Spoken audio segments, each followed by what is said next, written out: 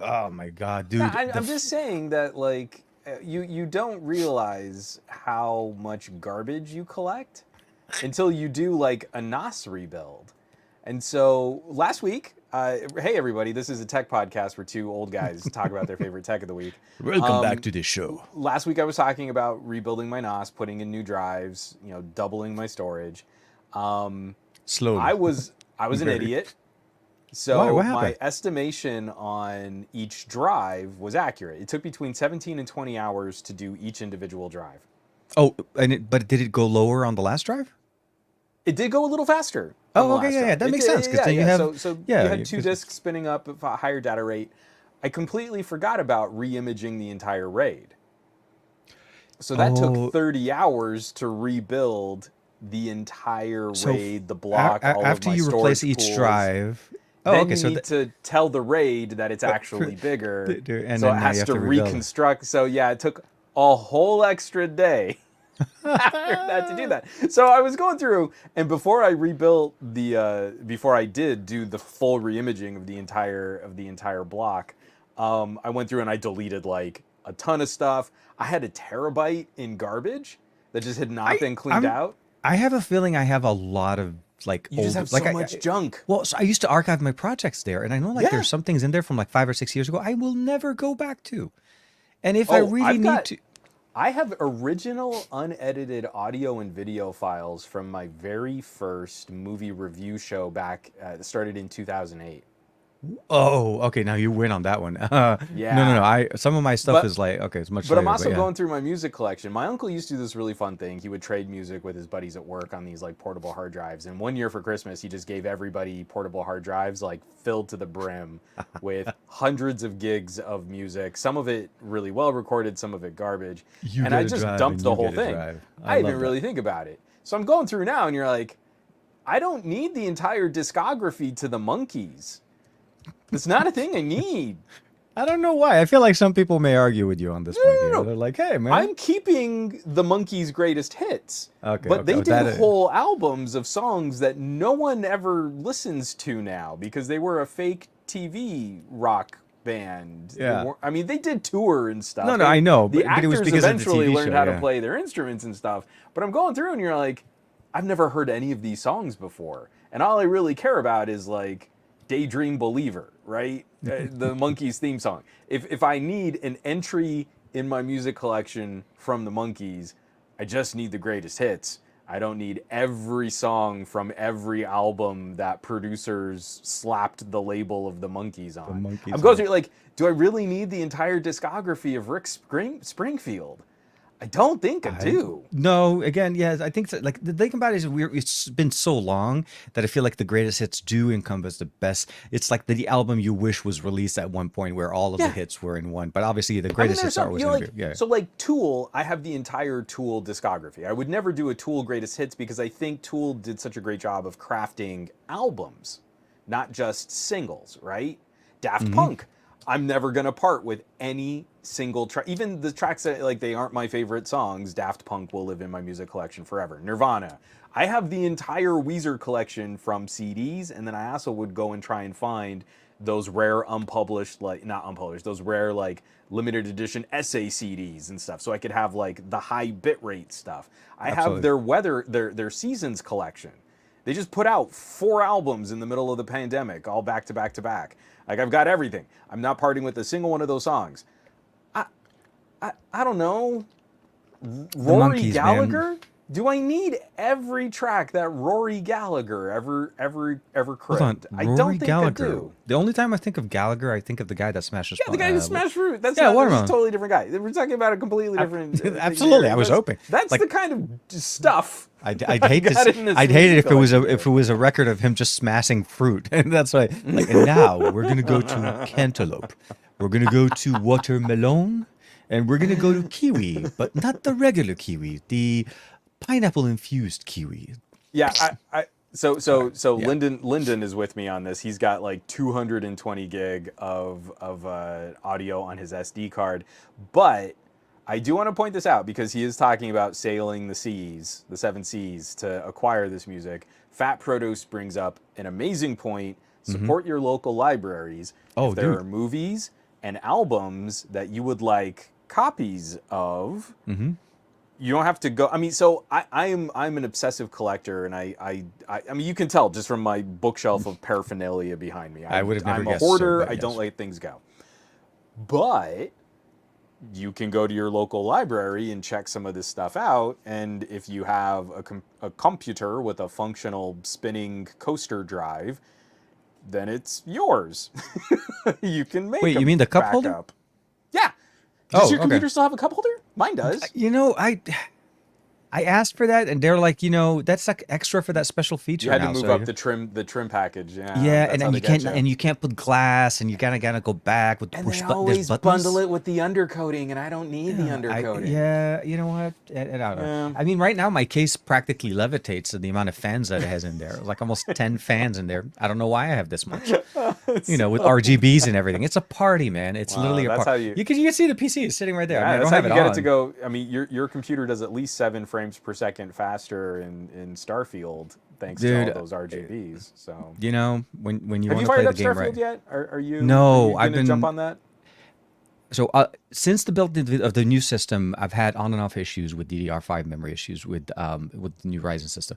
So DDR5, for some reason, motherboards are not 100% compatible, and there are issues where the systems keep crashing on and off. So for the most part, Call of Duty is the only game I was able to. I gotta take that back.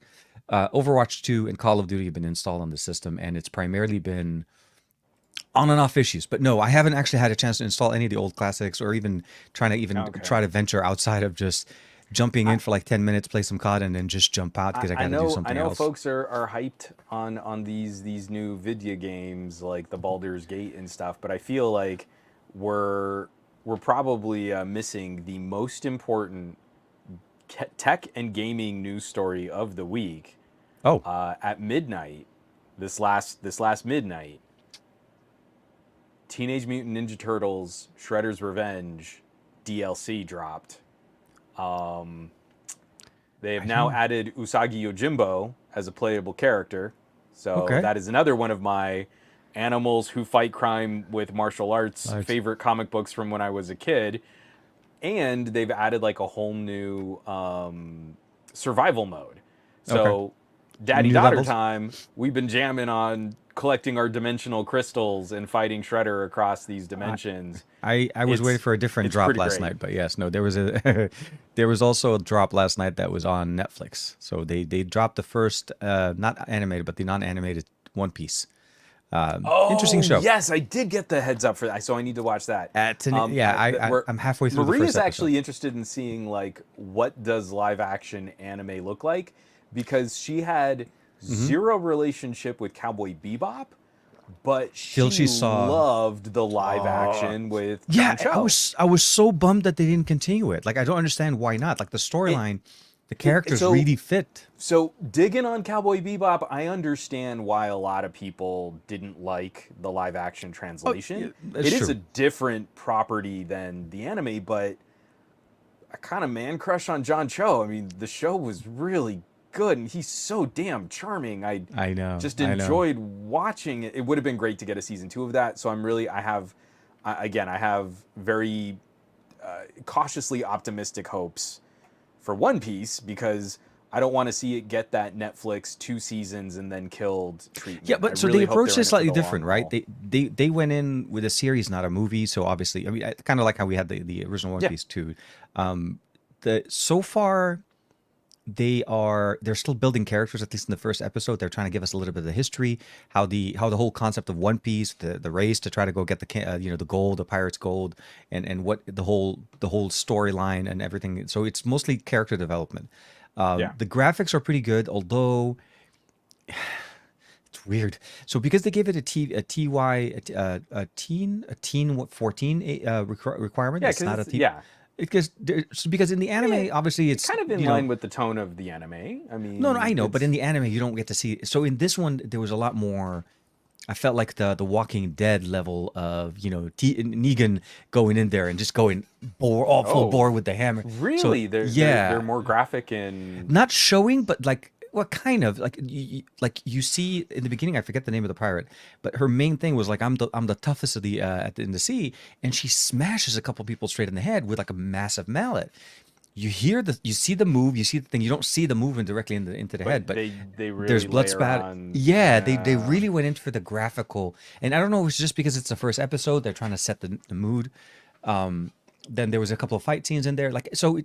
It's a little bit more than I thought it was going to be. I thought it was going to be easier to just kind of just jump into it. So, but they're trying to be a little bit more edgy. So maybe that's what this is. I like it. Like I said, Cool. it matches the game, the anime, but in the anime it's Yeah. just more, I guess, It's a little under. softer around the edges. Absolutely, Yeah. yeah. Here they went a little bit more. They wanted to kind of be a little bit more edgy. So Yeah. it's something to watch. I mean, I'm not Well, gonna say no. I'm gonna binge you the had whole the thing for budget. sure. I also would like to point out, not to make this podcast not sponsored by Netflix. Well, it'd be great if we were rolling in that Netflix cash. I do wish. want to point out, if you have Netflix for gaming, there was just an update for Sonic Prime Dash. There's Bloons TD6 if you're into tower defense, and they just recently released Lego Legacy Heroes Unboxed, the Lego RPG game. WrestleQuest with actual licensed wrestlers from the WWF days, and Samurai Showdown. So all of those are Oh, I now wanted that one. included. Samurai Showdown. Okay, I love Samurai Showdown. So it's a remaster of Samurai Showdown. All of them, all of those now included on your Netflix. So after subscription. Street Fighter, when I back in the olden days Yeah. when I was much younger, Samurai Yep. Showdown, the main that character. was my fallback. Yeah. That was my game. Oh my god, get the game, get it now. Okay. You know, actually, I should install it on my tablet and get it. What? Actually, I'm sure. hey, do you? So here's what kind of sucks. It Okay. does not seem to have controller support. Oh, that would. This is So- the perfect controller game. And miss me with their easier for touchscreen control. No, garbage. Wait, hold on. But do you think did. GameSir would work though with their own mapping? I don't know about GameSir. I did Okay. fire up my Razer Edge though. Yeah. So Okay. the newest firmware on the controller for the Razer Edge will let you. It has much better tools for button mapping. So I'm slowly going through Okay. every. You know what? every Actually, you screen do have a and good point though. control for that. This is definitely a Razer Edge type of a game. Speaking of which, obviously, not that long ago, maybe not even a week or so, Qualcomm announced, or at least for reference design, at least, Yeah, the new- G3X new Gen gaming. 2. Yeah, the Yeah. new generation, more power, So it's obviously. going to be well. What I thought was interesting was that it was going to be a whole trio. Yeah, So they're going to it's- have like entry level, mid range, and then a higher end tier. And it sounds like the mid range is going to be floating about where the Razer Edge is now, which is I think a great place to build off of. Oh no, absolutely. For a dedicated gaming, just gaming content consumption type of experience, if you wanted it in a tablet or in the actual Kishi controller, I think that's a great idea. Yeah, totally. For some reason, I forgot about that. I've been playing with the Steam Deck so much more lately because of the portability, the games on it, and so on. Mortal Kombat runs really nice on that as well. Nice. Man, games. So on this, I've been back playing like ridiculously silly indie games. So it was the Terror of Hemasaurus. I haven't Have you played heard of that one. this? No. Hold on. It's- Let me. It's stupid. It Terror is so of dumb. Hemasaurus. Let me make sure I'm saying that correctly because it's like Rampage. You Mm-hmm. remember Rampage? You've got Yep. a giant lizard or a monkey or something else. A wolf was the third one, and you jump around destroying buildings. But it has a story mode, and the story mode is an evil environmentalist cult. No, you said it right. Because Yeah, Terror of Hemasaurus. Yeah. Because the polar ice caps are melting, they find a giant monster and revive this monster, and then teach the monster to go and destroy cities to teach people about the dangers of climate change. And it was one scene I was watching. So it's on Steam. So if anybody's Yeah. interested on that, it's definitely on Steam. One of the scenes where you get the dinosaur or the Hemasaurus going up on a building, grabbing people, throwing it to another Hemasaurus on the other building to Yep. grab, and he gets it and eats it. And then you can eat So it. it's like, yeah. Sometimes you have to defeat helicopters by throwing enough people off the ground to clog the helicopter blades so the helicopter will crash. And it is in that old like Rampage style. Absolutely. No. pixel It graphics. has absolute Rampage. So The dumb. Fasty Mart. But it's The hilarious. Fasty Mart. And The it, again, Fasty it Mart. is this cult that in every mission that you play is like, well, now we need to teach them about energy policy being better. So instead of the polar ice caps melting, they'll use less carbon. The best way to get people to use less carbon is to have less people around. So you go take your monster and you destroy a whole city. Okay, It hold on. is So such yeah, a, that for a everybody that wants to delightful. see what it looks Yeah, like. again, So it's so silly. there. But actually, the physics on the building destructions are fun because you can line up Yeah, there was buildings one. toppling into other buildings so that Yeah, you can that's create exactly what's like going chain on with this one. Yeah, reactions. yeah, Yeah. yeah. Where it kind of looks like a dinosaur kind of going in. No, that's not. That's actually one building with a Yep. dinosaur on top of it, toppling into the next one with all the cars and the people. And Yep. I'm like, talk about that's just like the wrong way to die, man. It's like, Yeah, it'd be pretty sorry. bad. And the game is very cavalier with the sort of the value of human life. We are. I mean, it's kind of like the Matrix, man. Come on, let's keep it. Let's be Little, realistic. We're batteries. little bit, We're a little little bit bit. of batteries. But welcome everybody. I want to say welcome to everybody on this beautiful Thursday afternoon. I am back fresh off of another trip Well, into the Alps. I I mean, not know Alps. I always silly start our podcasts with Yeah. some non sequitur. I want to jump right in because you shared a couple photos in an event that looks like it would have been wicked fun. It And was. you should probably explain to people where you went and who you Oh were hanging out man, with. I will take a sip of water because it's going to be a long one. Please sit down, bring up your tea. Let's chat. Oh, I've pulled up the rug and I am waiting with bated breath. So no, let me tell you how it started. So I'll say this. A year ago, roughly about a year ago, Sony held an event called Kendo. This is an alpha-based event that typically is centered around their camera department, and essentially it is fully focused on camera sensors, new, the lenses. It's everything and anything you've ever imagined from Sony. It's basically what that is regarding the alpha universe. It's an alpha experience. Xperia, which is sometimes Juan and I get a chance to review and we talk about a lot, was invited last year, and I got the opportunity to join them there. And then I was also lucky enough to be able to kind of make it again this year, to be able to kind of join them. And they announced, like, so they typically don't announce hardware at Kendo. Kendo's supposed to be for, it is for creators and so on, but Sony decided to announce 3 cameras, a new lens, and a mounting grip to one of the cameras. This And is like the biggest announcement from Sony I've ever seen. but there's more. And I'm like, oh my God. I was sitting there and at the Do keynote. you just get to a point where you're saying like, "Oh my God, shut up"? Yeah, Just shut up. like point me to the camera. No, but so this is the thing. It was not just an announcement, obviously, because all of this is in the past. Now we can talk about all of this.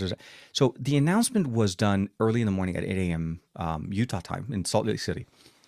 As soon as the keynote was done, they had loaners for everybody to take out. Oh, that's rad. That is the kid. I mean, think of the level they thought. Not only did they Yeah. get the excitement level hyped up, your blood is pumping at a level, and you're not even able to get as much 'cause oxygen in to kind of compensate.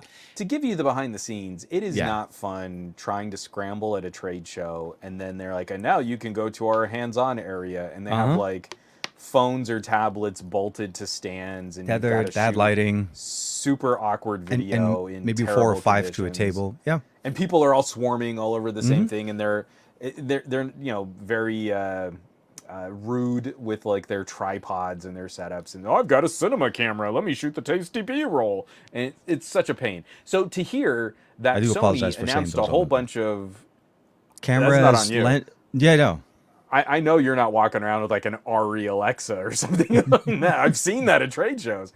But it is such a beautiful consideration to go to an event, hear a product announced, and then instead of having to scramble and elbow your way through a throng of probably stinky techies, they horde just of- give you yeah. the thing to play with. Sounds like magic. And not only that, everybody had their own kit set up. It was ready. They included the memory card.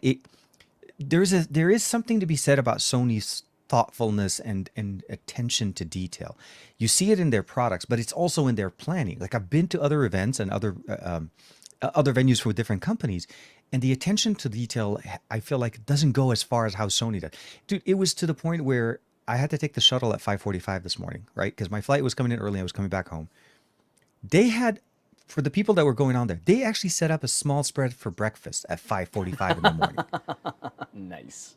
Like, That's I cute. don't I understand how, that. like, like, I didn't expect it. I totally was expecting I'm going to get to the airport. I'm going to be rushing to the gate. I'm going to grab something, eat something, whatever. Because I didn't have enough time. You wake up too early. I mean, breakfast is probably like 6:30 or 7. But they thought of it that way. So handing us the cameras. So long story is the three cameras that came out obviously are the more compact. They're the C series. This is intended to be more of the, the way I like to describe it is basically a ZVE1 or a 6700, but more elevated with features. It's kind of like an A series, like the A7 IV. I say it's the missing link between, and correct me if I'm wrong here, it's the missing link between their vlogging cameras and their full frame, right? Absolutely, they're all full frame, but they're in a compact size. It's a compact. Yeah. It's the same size actually as their 6700, the body style. It's absolutely the same. Exactly. So again, if you ignore the existence of their APS-C cameras, there's a gap between the, hey, I've got a camera on a stick vlogging camera, and then their full frame gear, and that's where their compact series sort of fits into. It's a powerhouse in your pocket. Essentially, it's a full frame camera. They released two. There's the A7C2 and then the A7CR. The R has the 61 megapixel, and then the 2 has the 32, I think 32 megapixels. Very similar bodies, very similar features, except for higher megapixels. And I feel like overall, it's more of like depending on what you're looking for. But with both, you get 4K 60. Unfortunately, no 4K 120. That was kind of an interesting experience. The 6700 does 4K 120, but both the Duceys, maybe we'll get it in a future update. But mirrored that with the new 16 to 35 GN2. Yeah, so that's the lens. Dude, I want to be able to, hold on, where is my memory card? I want to be, can I actually, hold on, I should be able to. Oh yeah, here it is. Okay, I do have my memory card. So I was trying to take some shots going in. So okay, so we were at I think it was called the Cliff Resort. The resort was at 8,100 elevation level. So it's already at an 8,000 level elevation. Yeah. And I kid you not, walking for maybe about 5 minutes, you feel like you just jogged that whole thing. You were walking. And You're we were out of just, breath. because there's elevations like the hotel down to the tram, whatever. And even, so Josh Vergara was with me as well. And as we were walking, we're like, dude, running out of breath. How much out of shape are we? It isn't. It's the lack of oxygen. And the fires that are going up on the northwest side in Canada, in Washington, all the smoke from there has been pluming in to Utah. So we had almost like a cloud of smoke, no smell, but just the smoke going over us. So the elevation, top it off with oxygen, with the bad air quality, just really proved us it was very hard. I'll just say this: it was very challenging and very hard for us to kind of get through it. Yeah, they gave us actually compressed air. There was oxygen canisters where people were walking around and it was legit. That bad. So I haven't had that experience in a while. So my family's from New Mexico, and we're mountain high desert. So most of Albuquerque is already, I think, 6,000 feet. So this is what we were walking around with. Awesome. It was legit. When you go up the tram and you actually go up the Sandias, I think it's 775. I want to say. So not quite as high as you were, but it's pretty close. At the base was 8,000. At the top was 11,000. Oh, okay. So yeah, we went higher.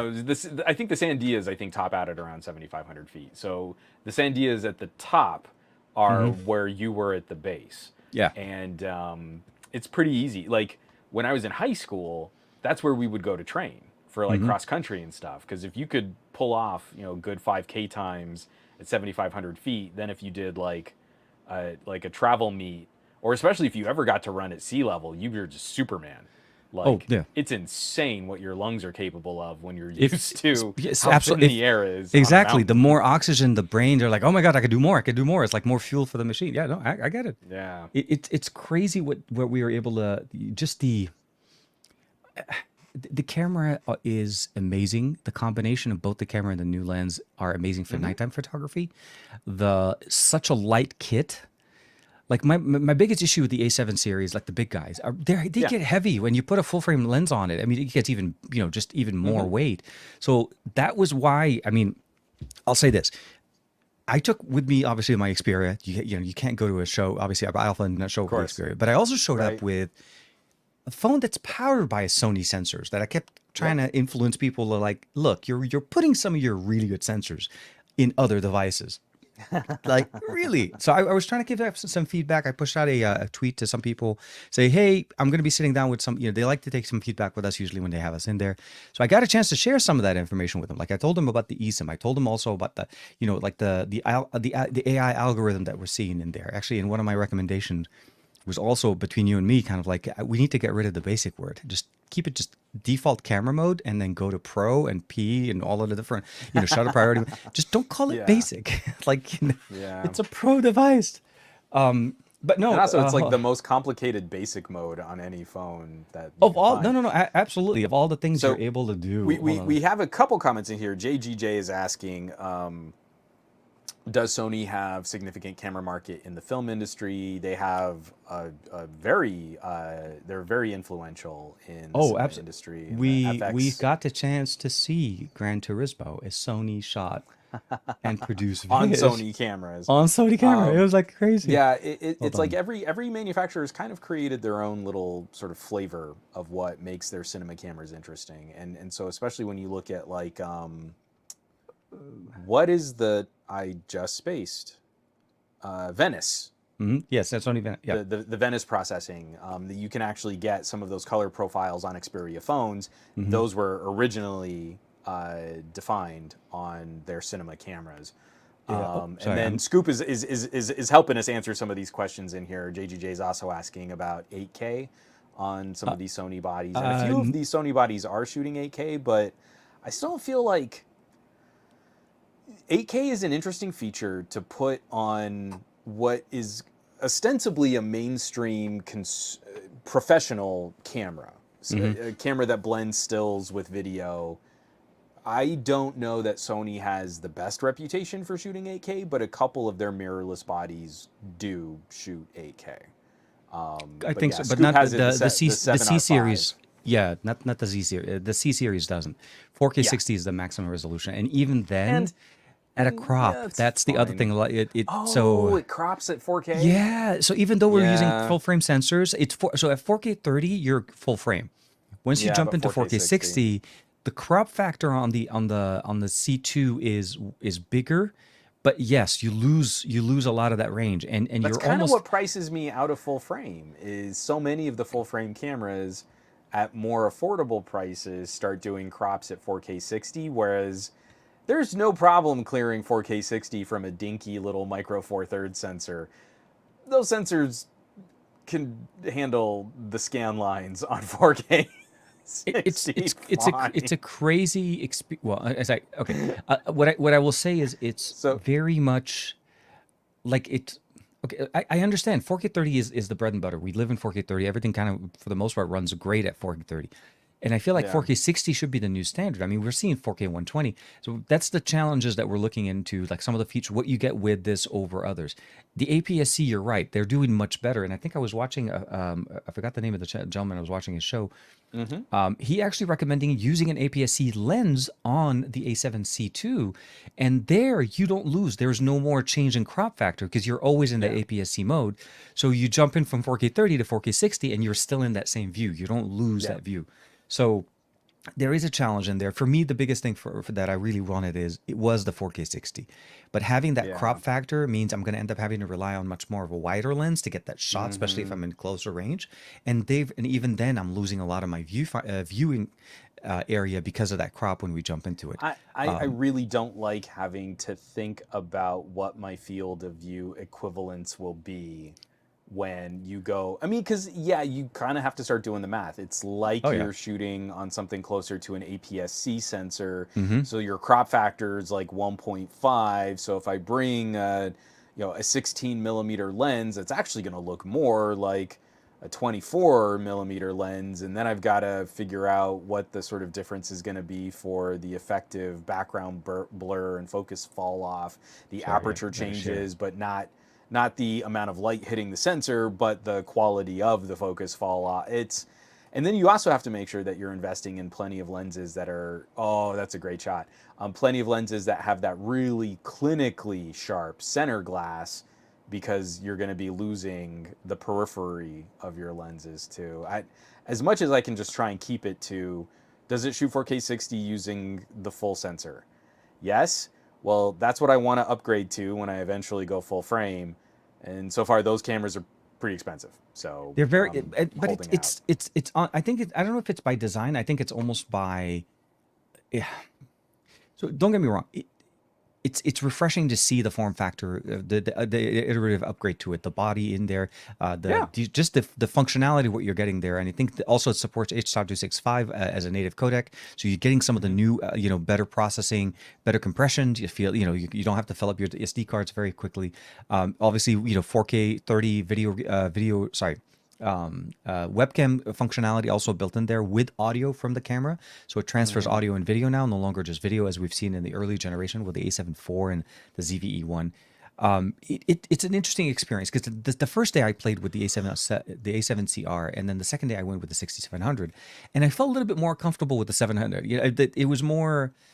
It's along what I use. Like my B-roll camera for my shoots is the 6400, and the only reason I haven't upgraded it is because I'm waiting for the 67 series to get a little bit more like the 4K 60, 4K 120. It becomes much more nimble to kind of go out with, and I think I may, between you and me, I may end up picking up a 6700 once the body becomes available. It's sold out everywhere. Yeah, like because for the price. So geeking out on that, getting a chance to. I also got a chance to also check out an Xperia 1 Mark V. They have I don't know how to explain this, but they have basically a store that has, for the most part, all of Sony's most recent hardware. Like you show up there and you're like, I would like, I want an A7 IV with that new, the new G Master one that you guys released. You'll take the lens, you get that in, you come, okay, oh, sorry, I forgot to get the microphone. Hold on, here's a Sony mic. Everything is Sony, everything is there, and then. They're very welcome. So it was a very nice experience. Unfortunately, it's over, and we'll have to see where and what they do next year. But it was beautiful. It was great, and I'm glad I'm able to. I made it back right away. Like I came back, and I picked up my son from school. We had back to school, a whole bunch of different things, and then we're back. We're together. We're here! Yay! I know. So it was a good experience, and then of course, obviously, so the reason why I'm mentioning it on top of that.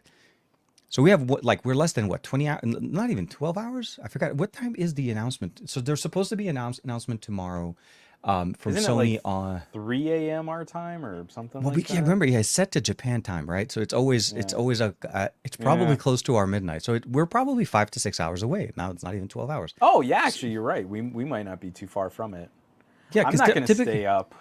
I'm not. I gotta go to bed. I'll be honest with you. So when I tweeted about it, everybody was like, "We know it's the 5. We know it's coming out." Yeah. For the most part, obviously, we've been waiting for it. This is roughly when it came out last year. I think this time, the 5 was already announced. I think they announced it last year at Kando, and it seems like this year they purposely did it the day after Kando was over because everybody went home today and it can't. The thing that makes me nervous about that, and this is one of those where. I don't mind telling people, TK and I, we don't have any particular insight on this launch. We don't know. I mean, I can make a very good educated guess of what it's going to be like. Well, we've had 4th generation. The thing that makes me anxious is splitting it from Kando like they are, is that maybe there's going to be a longer lead time on when the phone will ship. Oh, because actually I felt like they did a really good job of I should preface this. They did a really good job for Sony of announcing the Xperia 5, the Xperia 1 Mark 5. Yeah. And then the window for when it shipped was actually pretty reasonable by Sony standards. Even to us, actually, yeah. Yeah, so I don't, because what was it? I want to say it was the 5 Mark II where they announced it, and then it didn't ship until like after Christmas. Well, or was it the 5 III? No, I think it was because that was during the time when they were doing the 1 and the 5 announcement together. So they were announcing both, but you're right. They would ship the 5 way later. One of them didn't ship until almost the next year when new phones with newer hardware were there was out. One which generation it was. It was bumping borderline next year. It would make me anxious for the people that are waiting on that phone that maybe this one will take a little longer. The sad thing about it as well is that although they announced the device, I think China will probably get it first. I'm pretty sure Europe will get it first. And by the time it comes to us, you're right. The conversation's been like told and covered all over the place. The biggest concern, biggest challenge with this is and the reason why I'm kind of excited for it is because there's a lot of benefits that we have this year on the One series that I'm loving, and I'm hoping obviously that carry over. Obviously the better processing, which is definitely appreciated with the Gen 2. That's obviously not Yeah. just Sony; it's everybody And not out benefiting of from that. Sony's. But again, Yeah. if Sony still brings, because the Xperia 1 Mark V got that double whammy. Yep. Sony did a lot of work to handle thermals based on their experience with the 1 Mark IV. Yep. And then they got a substantial improvement in performance per watt with the 8 Gen 2. So the Xperia 1 Mark V is doing things that I've never seen a phone do before, and the performance is so much more stable than Absolutely. the 1 Mark IV was. Yeah, So, it's a massive. Well, it's not just a massive. Like even from the fact that they introduced computational photography, the camera itself. So I got a chance to, and I had to kind of cut my pictures over here. Let me see. So as they typically do, they'll have models kind of like performing at the event, and I had. Let me see if I can show this correctly here. So here's one of them. So this was shot on an Xperia 1 Mark V. Like this is handheld, but I'll be honest with you, I shot it in burst mode. I was doing continuous high burst mode, and the thing was not stopping. It was like, I could have shot a movie with burst mode. I'm like, and then like Josh was asking, was like, what are you doing? I'm like, I'm shooting in burst. Like, why? I'm like, dude, she's spinning. I cannot take. Like, you could try to take a good image of her. Like, I don't have a alpha body. Which is also just hilarious to me when you pick up, like when you pick up a Pixel 7 Pro.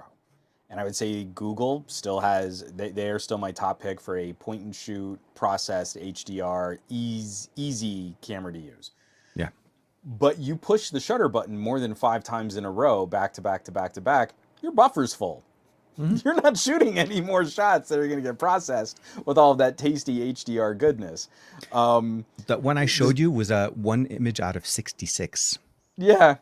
I stopped it. It wasn't. It didn't stop taking the shots. She was doing a spin, and it was a slow motion spin, and for me to kind of cut the image. So first, I made sure I caught the eye. Yeah. And as she was spinning, and I was like, and then I went back and I found the shot that I want, and boom, that was the shot. That's the type of and then just the experience of like, how many images before it stops. Oh no, that's dumb. I haven't switched it off of record video on a long press, and I have to get back in here.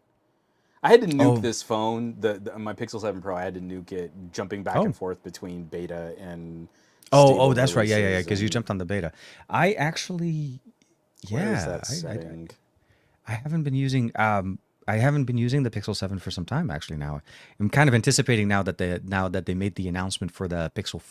Not the Pixel 4, October 4th announcement for Pixel. I was like, Pixel 4, like they're not going backwards in time.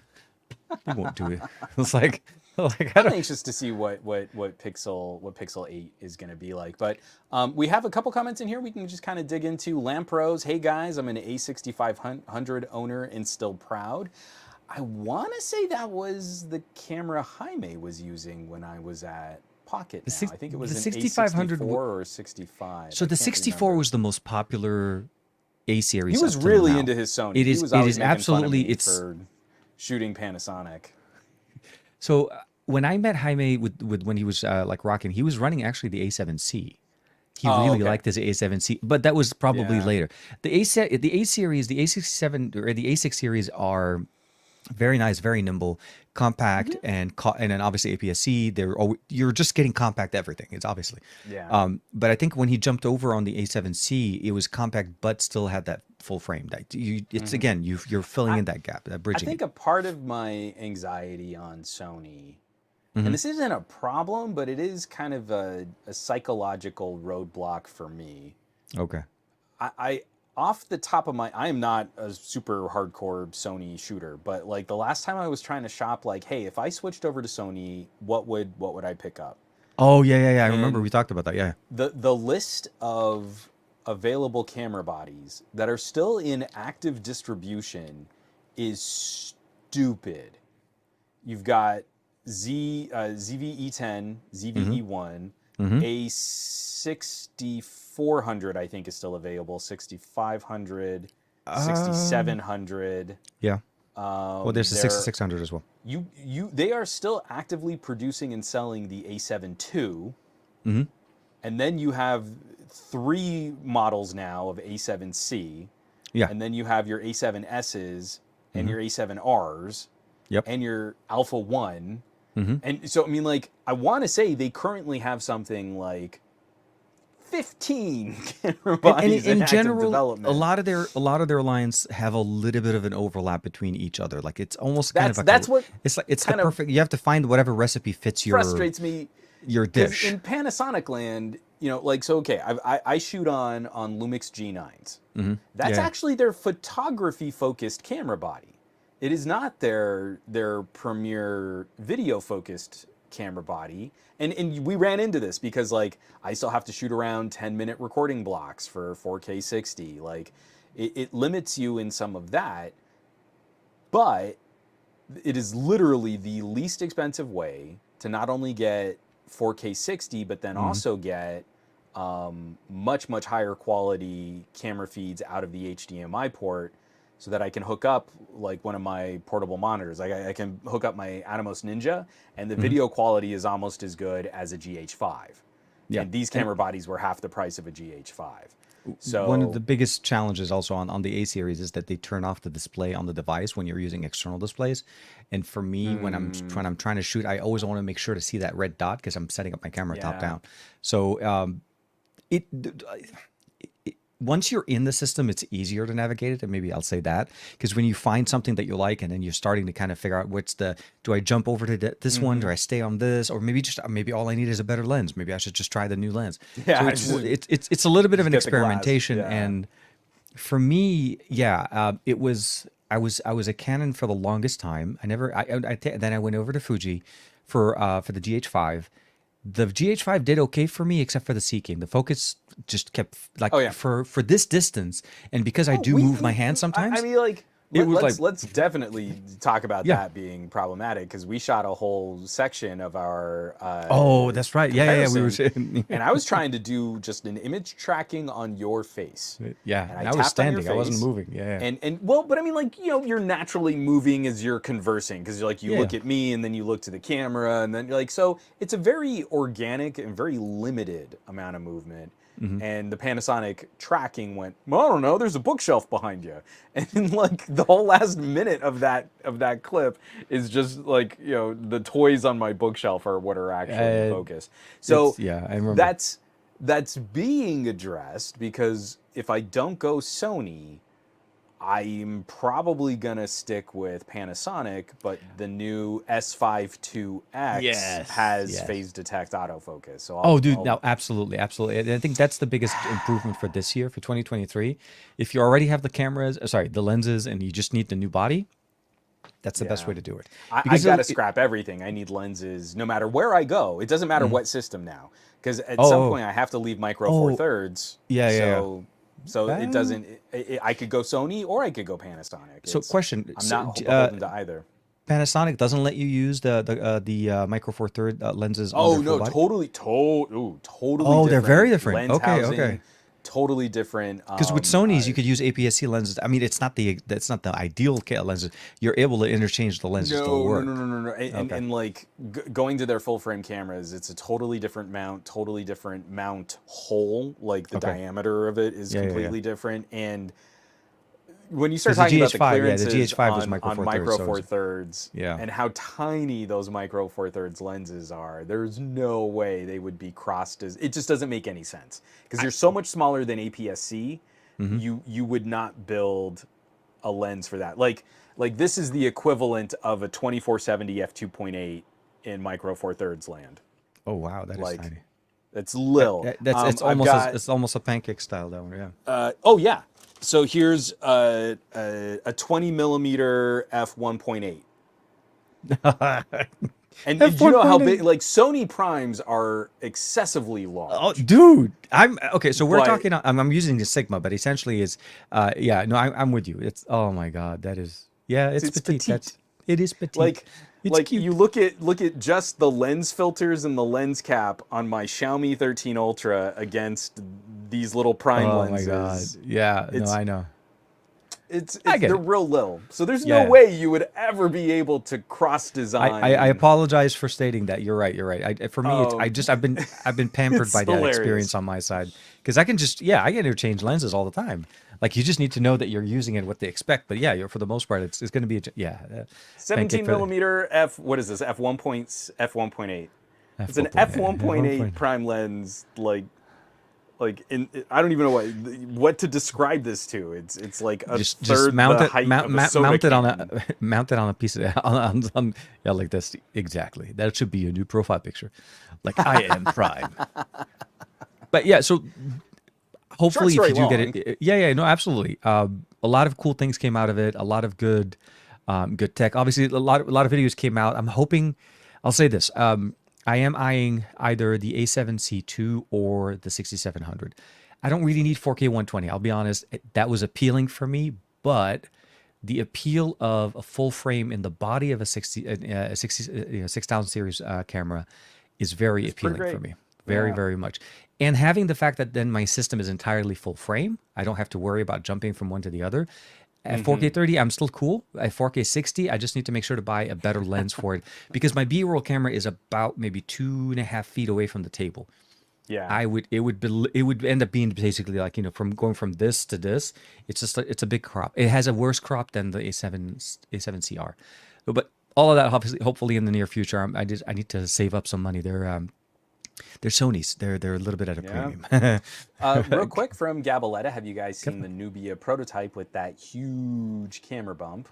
Did you get to see this? No. It's one of the upcoming Nubia phones. I'll see if I can find a picture of it real quick, because I'm really. It's kind of weird. Like when you go to these using the events, for some internet. reason, I did not have enough time to scroll social media. I was trying to share and try to still be in the moment, kind of just enjoying the tech. Plus, the elevation for some reason kind of took it out of me. I was exhausted most of the time, and sleeping at night wasn't really working for me. And then I couldn't wake up in the morning. Like oh my god! I was trying to catch on. Was it yesterday morning? I was trying to catch the early morning sunrise shoot. I woke up at 5:30, 6:30, 7:30, and I finally got out of bed at 8. So I was like, yeah. Whoa, okay. Xiaomi much? So this kind of makes sense. There has to though. be an attachment though, right? No. I actually believe this because Okay. what we know about phones like, I actually have it on my desk here. I was just, I was joking around with Barry about how Nubia never updates their phones, and it turns out I did have 2 little Updates. mini updates for my Axon 40.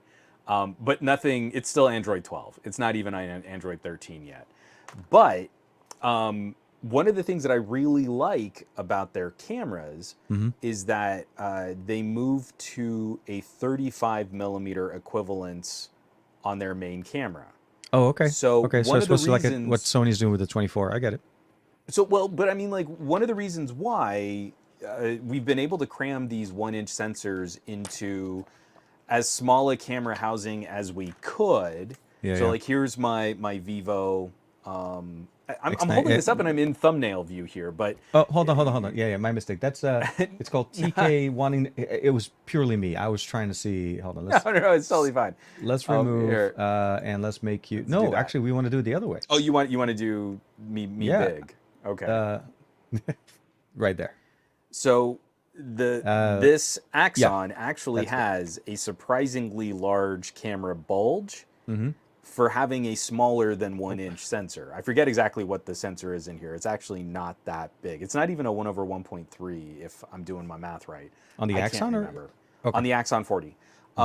So if you go 1-inch sensor and you see like the depth that you need to house a 1-inch sensor with a 24 millimeter equivalent lens, if you keep the 35, you need to add Exactly. quite a bit of depth to Okay. have that longer focal length for a 1-inch type sensor. So we see this Nubia over here, and it kind of makes sense why they Yeah, sorry, I'm would. switching us.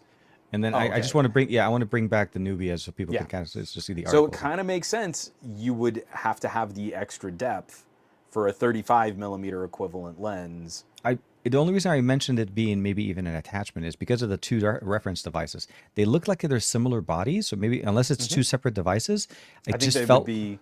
I think that what we would probably be looking at is something like, I don't know if this is going to be like a Z50 and a Z50 Pro. maybe, yeah. It would have to be something like that. But And if you had a 1/1 point, exactly. if you had a 1/1.3 with a 35 millimeter equivalent, you would have a similar camera bulge to a 24 millimeter equivalent on a 1-inch type sensor. On 1 inch sensor, okay. But I mean, But that's honestly, a chunky boy. that is a yes, but the hope obviously is that the processing, the post processing is done correctly. Thermals are managed. Axon cameras punch way above the brand's reputation. Yeah, I've got this one photo of Lex like sunlit from behind, sunset out at the park. She's wearing this blue frilly dress. She's just got this kind of smirk on her face. It's a Head and Shoulders portrait, that 35 millimeter equivalent. It's not stretching her as much as a wider lens would have. Yeah. And it's a stunning photograph. It is a stunning photo of that moment. It's one of those, you've got those photos of your son that you're just like, I am just going to look at this photo for a really long time because it was a memory of a moment, and then it is absolutely, it's a moment, it's a of it. moment encapsulated in an image, and it's almost like when you remember how you get memory from smell. Like images can do the same. You have that image and you're suddenly transported to that time. You're So like, oh, I remember. I'm very positive on the ZTE cameras. It's just, you gotta know, going into a ZTE phone, you're not likely gonna be getting a lot of software support. You'll get and some polish software and- once every blue moon, and it'll generally be just security. You know patch what? Like I said, I was 2 updates behind on my Axon 40 Ultra, and we're talking like 100 meg updates. Oh, So yeah. over the course of a year, I think that puts me at like 3 updates, and all of them have been just really little kind of bug fixy, security patchy kind of updates. Yeah. And some of the issues that I do find in how like you navigate their camera app and stuff, it's still really clumsy. But you get out and you shoot with it, and the images are fantastic. It's just the whole rest of the phone just isn't quite as consistent or quite as polished as what you would want in something that kind of punches at that price tag. They unfortunately it is known, it is a ZTE thing, and I'm dealing with the Red Magic series as well on my side. We have an older Red Magic same. that got a software patch, but that was like maybe once a year now. Now my Like, 7 if Pro we- has gotten nothing. yeah since no launch. it's so but no, this weekend I will be doing some surgery on our I don't even think it turns on anymore, but our Magic 6 Pro, because it took a tumble. So repairability on a ZTE, on a Red Magic is a 3 out of 10 rating, so it's pretty bad. I'm just hoping I told Omar, I said, look, I'm hoping I don't just destroy the phone, because it's so, everything is soldered on top of each Hey, other, and everything is mounted. Don't tell him, but I think I still have my old Black Shark. So if you destroy the phone and It's what's on it. That's the problem. So we okay, have I can't. Dragon Ball DB Legends on this. So Fortnite is easy because it backs up, but DB Legend doesn't back up automatically all the time. You have to manually go that in there and do it. sucks. So the last time we transferred the account, I have a backup from that to his account, but that was when he got the phone like about a year and a half ago. So I'm very like I told him I'll do this. Worst case scenario, if I can at least get the phone to boot up, and the touch interface works, and we back up your account, I can just drop on. I still have my ROG I phone mean, 5 from last year. If you can I get can the jump phone them to back boot on it that. up, you could probably plug it into an external monitor and get like a mouse working on it. Well, so I was trying to. So that's what happened when the phone kind of broke. What ended up happening, which is the weirdest thing, and I don't know, maybe it was because depending how long he was playing, it locked. So he was playing with it when the incident happened, and by the time he got it to me, I think the phone had locked, because I tried plugging it in and I was hoping it was connected, because I was like, okay, great, at least I have something in here. I can try to basically. I mean, the interface is dead on the display, but my touch is still there. Nothing. I couldn't. There's no life. I mean, I think the battery died at this point because The biggest thing for me is I just need to get it to turn on. I don't even need it to fully reassemble on. Get it turned on, turn on the Wi-Fi, boot, and then back up everything off of that, transfer my stuff off of it. Because the water sealing, this is the biggest thing. Once you open up one of these super glued devices, you're never gonna get the watertight sealing on it again. Well, it is basically also, prone. I mean, the nice thing is about a Red Magic is you don't care so much about water resistance anyway, because it's got a big old hunkin' fan built into it. So That is but it is one thing I didn't. Resistant was it really? I didn't. But that's the concerning part. Like, I'll also say this from the disassembly videos that I saw, everything is mounted on the display. Yeah. The LCD, it's mounted backwards. Like the shell on the back goes off, and everything is mounted to the actual display on the front. So to replace the screen, you'd have to basically take every piece. Oh, you've got to go all the way through it. Yeah. All the way through, and even take the fingerprint sensor that's glued to the display to put that on the new screen. So that's what I'm saying. It's like it's an entire thing. My goal is just to save his data. That's all it is. And if I could do that, I'll put him in another phone. If you can, I mean, if it does boot up, like plug it into a laptop hub. Yeah. Connect a wired mouse, so you don't even have to worry about trying to get into settings or anything. And then you should be able to navigate around. You're right. The next stock would give me full access because it has it over the same wire. It runs the mouse and the keyboard and the display. So just go that way. Yeah. In fact, you might even be able to unlock it from the keyboard, depending on the password or PIN that he has. I wonder why. Okay, hold on. Now that you're mentioning this, okay, hold on. I gotta charge it up because I know I'm pretty sure the battery is dead. I'm just hoping that it does. Because but also where I was going with that, the offer will still stand. That if he's in need of something else to play the Vidya games on. I think I still have my Black Shark, so he can. Oh, and I still have my Poco my Poco as well. The GT? No, not the GT. The F. The F4. That phone's a screamer. Not that 4, the F5, right? The one we just that played. would finally unseat the 870 in my Black Shark. So that would be a good one. I don't know that I'd give that to a kid. It's a nice phone. We say that, but then you know. No, do you know what phone Lex's favorite phone is right now? Okay, hold on. I'm gonna say the the Duo. Everyone in the chat, please try and guess what you think in a house that has phones going all the way back to like Windows mobile devices. I've got crazy camera phones. I've got like my Galaxy K zooms. I've got dual displays and folding phones. All of these devices. You write in the chat. What do you think a 7-year-old is most excited about in my entire collection of devices here? So McCorcoran is saying, I'm going to guess a Pixel 4a 5G. I was going to say the Duo. That was Marie's favorite phone. Okay. Marie loved that. JGJ saying the iPhone SE. We had to have a conversation with her about how not all tablets are iPads. We don't own any iPads in this household. No, yeah, I know. We had to spell that out for her, but no, she was not impressed with the iPhone SE. She has not seen the LG Wing, but I think that's kind of in a direction that she might appreciate. Yeah, Steve Pogue, the Poco X4 GT. So, my daughter's favorite phone right now is the TCL Stylus. Oh, we talked about this too. Yeah. I remember. So, she doesn't think it's very impressive that my Moto Edge has a case lump where the stylus lives. Yeah. She doesn't think it's very impressive that my Surface Duos can use a stylus because the stylus doesn't go anywhere. It doesn't. And then when she wants to use one of those little, like she loves the Autodesk sketchbook app. Mm-hmm. So it's not like little kid coloring book app. It's just blank canvas.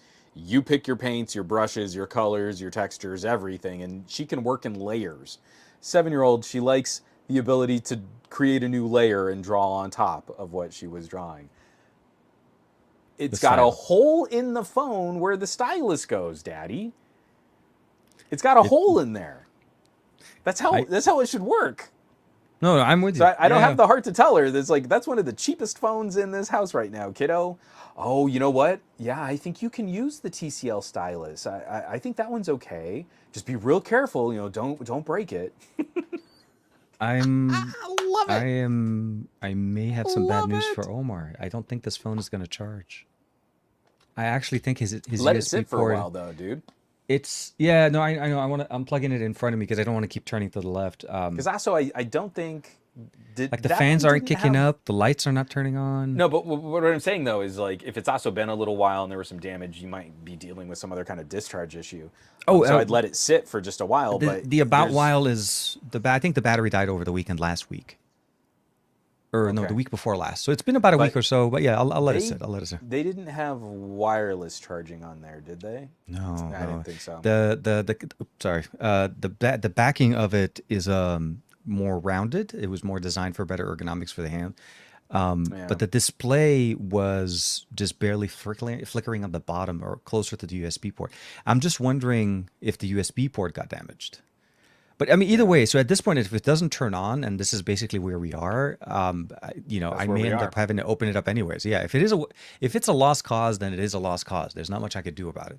So we'll Yeah. have to basically figure that. But I'm hoping at least I can charge it up, or if even just running up. Anyways, yeah, I'll let it sit as we're talking. I'll let it sit because you're right. It's been some time, and I'm just so used to plugging it in and the fans kicking up right away. But Yeah. I do want to talk a little bit also. I mean, obviously, we kind of covered a lot of different things kind of going on. We're going to talk about the Pixel Pass. We're going to touch base on that a little bit, but I want to talk a little bit more also about the we both got a chance to put out headphone videos. I mean, Yeah. obviously, some higher quality. I mean, not how to say it, some different quality levels. I'll say that, not higher or lower. It's different experiences. I'll say, I mean, like I'd say they were pretty close to being in the same ballpark, right? are they like What what so? are what are the Soundcore Space One are like $100 headphone, right? Yeah, $99 Yeah. over the So year. so the Beyerdynamic Bluebird, I think they're full retail like 150. So we're not Oh, okay, talking it's not like that bad. Okay. massive differences.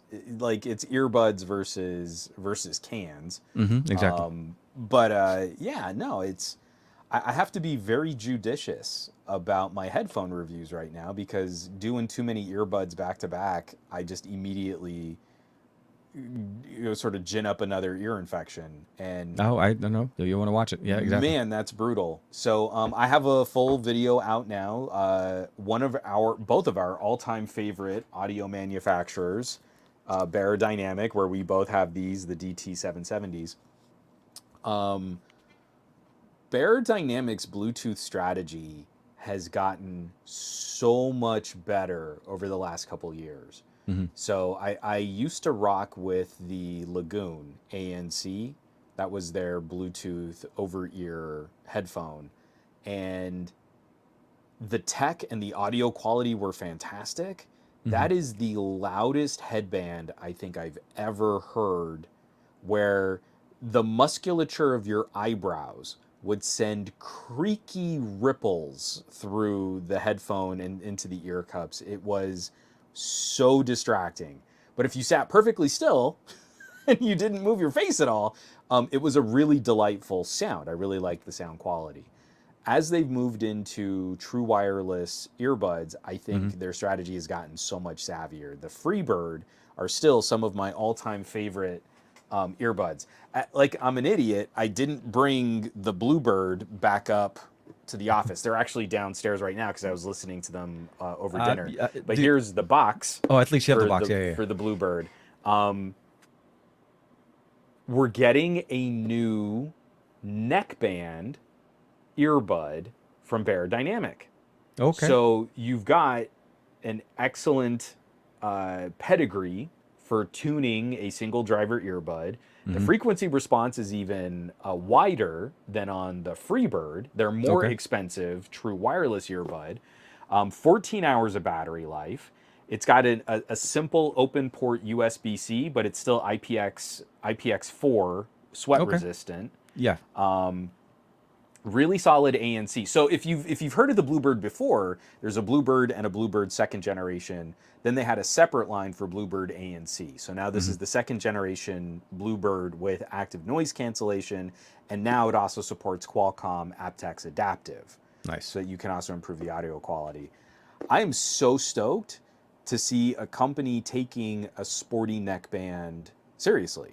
Because this isn't cheap. $150 isn't a cheap earbud, but it's not the most expensive audio product that you can buy.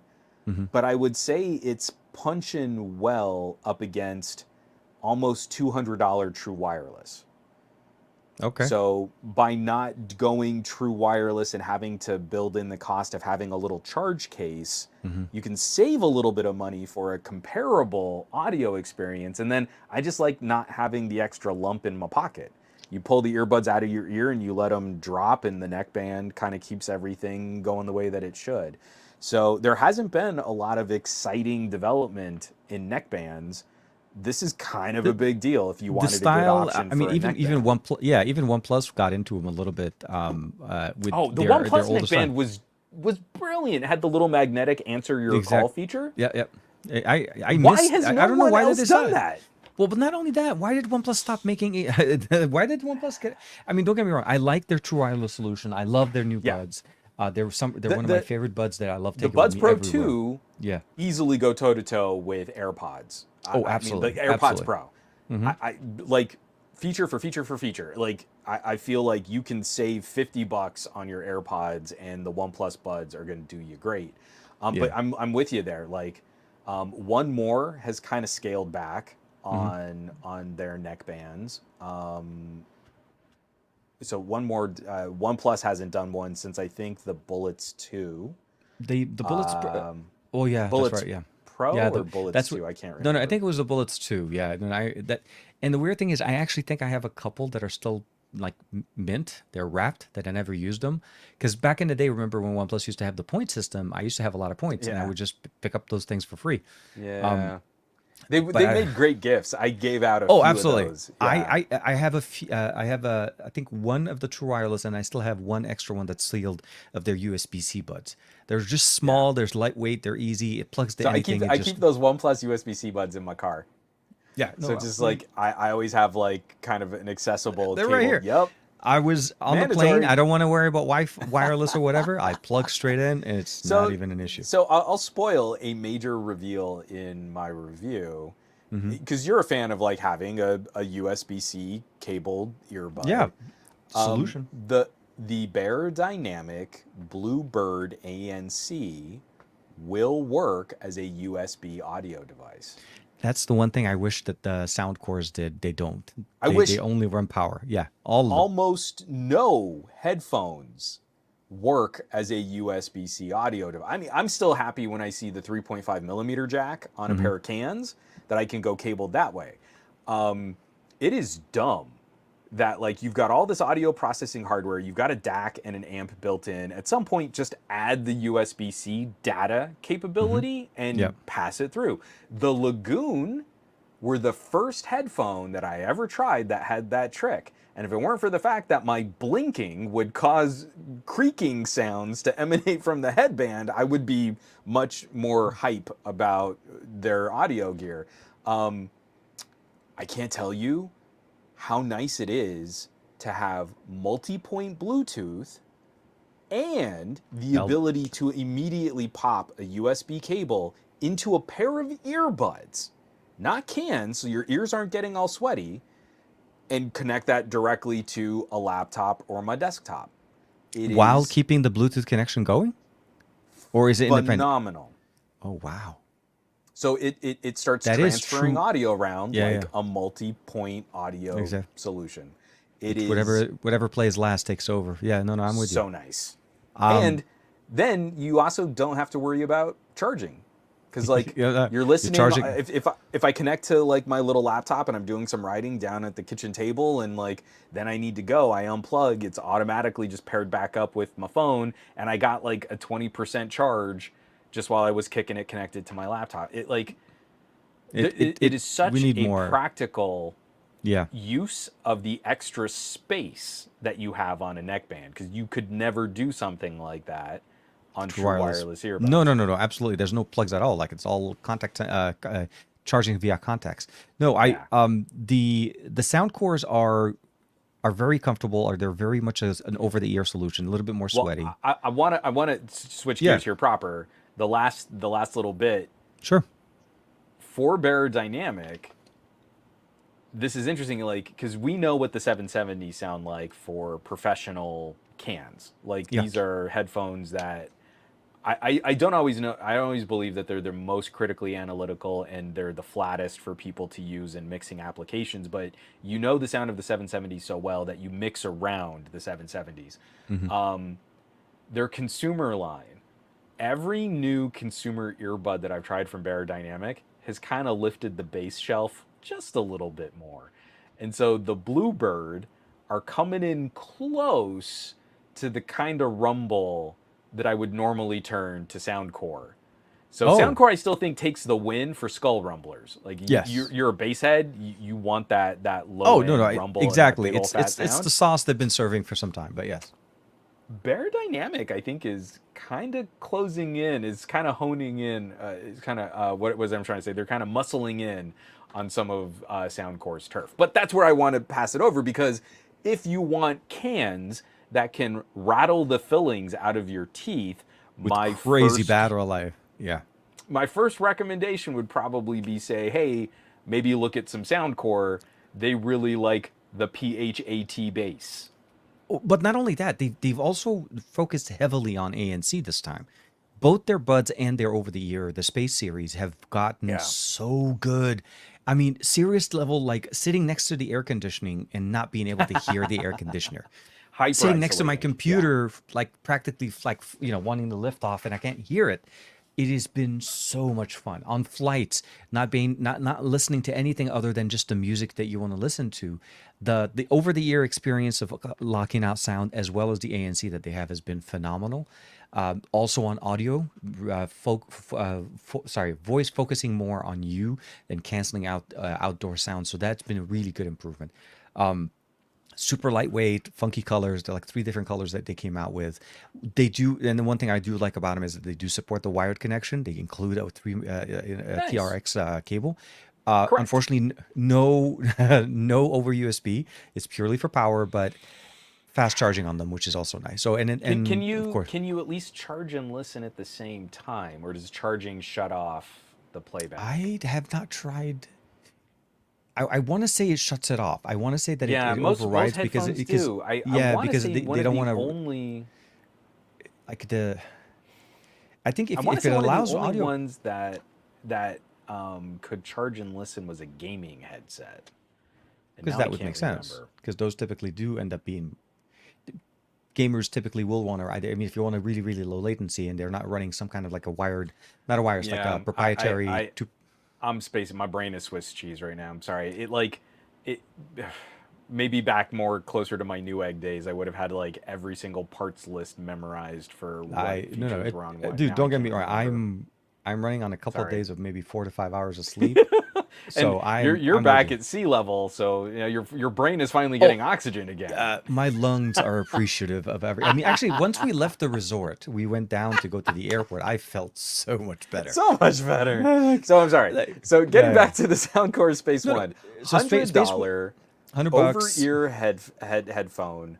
Amazing I ANC, mean, massive we're battery life. talking very, very hyper isolating ANC. Absolutely. And again, I feel like SoundCore is pushing into territory that is really putting like one more. Mm-hmm. Like I still really like my one more Sonaflows. And those are like constantly they're right over here. I have these up here, but I don't have the earbuds that I just reviewed. So these are like almost always within arm's reach. 150 full retail, often on sale for a lot cheaper. To me, I feel like that's one of the most interesting battles right now are these companies that are making targeted and more accessible audio solutions. Mm-hmm. And now SoundCore is like, again, that saying that this is launching, the Space One is launching with ANC at $100 is a clear shot at something like Sonaflow. Oh no, no, Like, and again, I think that's it's the ratcheting biggest. competition. They've been working on lower their price point. This is one of their biggest things. Like from when we used to have the Liberty series. So this is very much a General usage, listening to music, having conversations, calls, comfort use for overextended amount of time, the cushioning on everything. So to me, it just for $100, they again, it punches above its weight class. I feel like that's the Yeah. experience there, but it is again going to be very much face forward. This is going to be the experience that you need to accept if you're looking to get into it, like a SoundCore. You can't tune to Yeah. get better mids and highs. Oh, there's room, yeah, Yeah, but but it's still, you could still see that the lows are the flavor yeah. they are presenting out of the box is very specifically SoundCore. And the one thing I would probably say, if my only critique of the setup that we have in here, is that although we have a lot of buttons, not a lot of them are configurable. So for the most part, you have to remember, like, okay, I'll say this. They did bring one feature from like the Sony's where you put your hand on the one ear cup and it Yeah. turns on pass through. That was kind of cute. And it does work well. But the buttons, like we don't have a skip forward, skip back. You have to remember that the volume up, Yeah. volume down, press and hold for 2 seconds. It does work as that. But those are shortcuts that you can't change. These are pretty much the only things that I think on their buds we have the ability of changing. I wish we had a little bit more of that, but maybe that could come down, as a software update or something like that. Like remapping, like you want to have volume, but most of the time I feel like people want to skip forward and skip back. Like, be able to play the song again without having to reach for the phone or something like that. But Yeah. otherwise, great all-rounders. My wife is enjoying them. They are her permanent new bud, over the ear for work, or when she's just, sitting and wanting to relax. I think she was surprised. I had her standing next to the AC and I was like, hey, let me show you this. And I put it on. It's like, it's quiet. I'm like, Ooh. yes, that is it. It is That's real quiet. nice.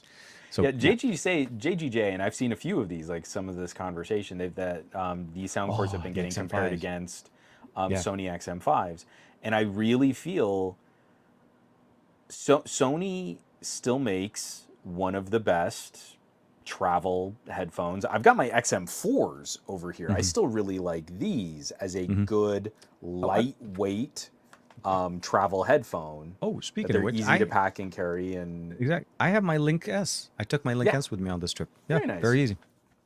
So, They're easy to jump into. I can appreciate Enjoyable. this, but the things that make a Sony better, I think, are now becoming those granular details that you have to be in the know about consumer facing headphones and travel headphones and wireless headphones. And I think they're starting to fall behind on the consumer conversation and the mindset. So Okay. if you're buying a headphone for cachet, you're probably going to want to advertise to people that you spent a lot of money, so you're going to go Apple AirPods Max, right? Max Pro Studio. You Yeah. want you want the outward visual indication of how expensive we all know those headphones are. Yeah. Then slightly more in the know, you can just flex and say, well, yeah, I'm using Sony's.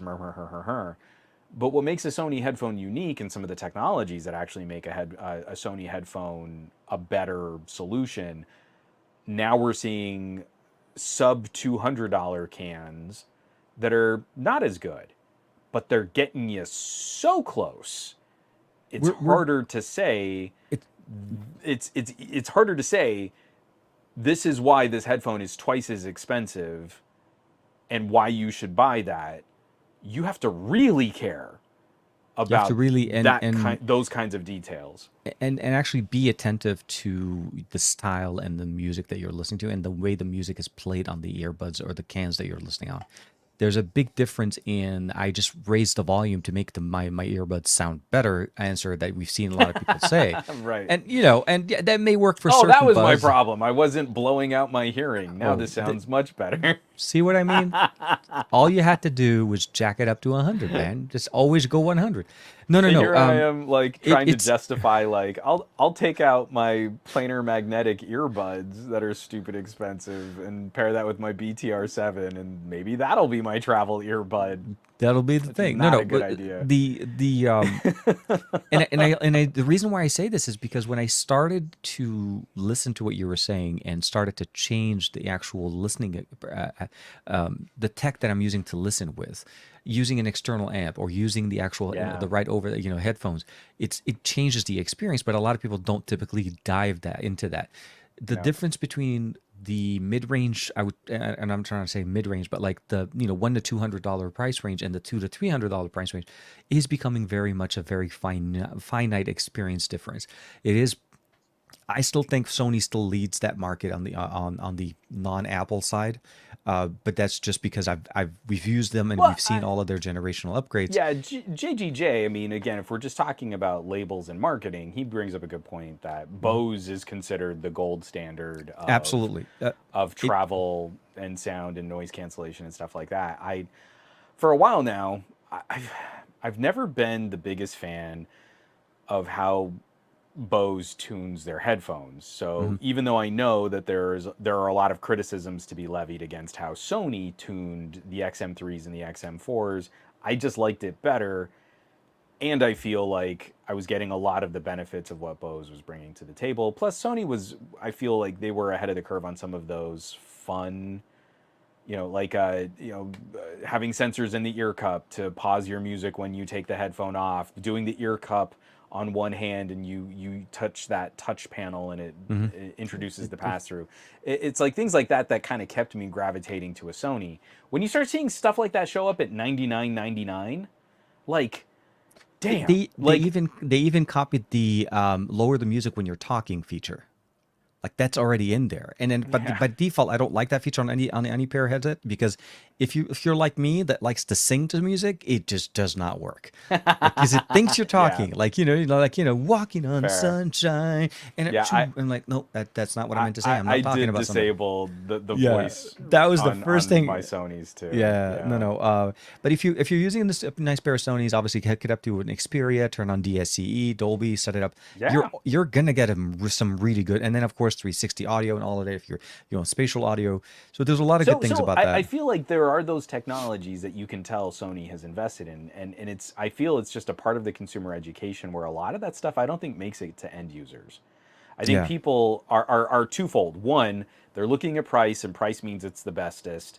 And if you're not going to buy AirPods, then then the Sonys are the bestest because they're more expensive. Exactly. And then, like Jeff is saying, everybody say hey to El Jefe Reviews. Hey. Where he's got the comment, there are too many people that believe volume equals sound quality. And again, people that are just blowing their eardrums out. Oh, absolutely, yeah. They sound better at 100. I'm like, no, you're just going deaf faster. Why wouldn't you listen to them at full power? Why have the extra power if you're not going to use all the power? Do you not enjoy the distortion that you get of that everything just gets blown out at that high level and you can't even understand what they're saying? Yeah, no, I know. It's a tough story, but I appreciate Sony's contribution to the conversation, but it is a little bit harder. This isn't a Sony. $99 are getting a lot of I just feel like it is wholly appropriate now. If you had asked me when the XM4s were brand new, $100 headphone versus the XM4s is not an interesting conversation. It's not even a fight I would want to entertain. Sonoflow at 150, SoundCore at 100, and I'm pretty easily moving back and forth. Like within arm's reach, I have my one more Sonoflow and my Sony XM4s, and there are things I like to do on either headset where I feel there are strengths and weaknesses, but it's a pretty even split. It is not the more expensive headphone is the foregone conclusive winner. Yeah. There are plenty of times where I'm picking up those one mores because I genuinely like what they do better than my XM4s. I've dabbled with the XM5s. I didn't buy the XM5s because I was perfectly happy with my XM4s. Same. I stuck to what I like. Like I said, I like the Link S, the Link Buds S. Sure. quite a bit, and there was a nice Fuse update to them right before I left. It was like really nice. So connecting them to my Moto, the S Plus, as well as the Xperia was definitely a good experience there. I always find the challenge though with multi-point connection on some of the lower end budget devices where Yeah, it's harder to find high quality audio and multi-point at the same time. for sure. And It'll that's the kick you down to SBC.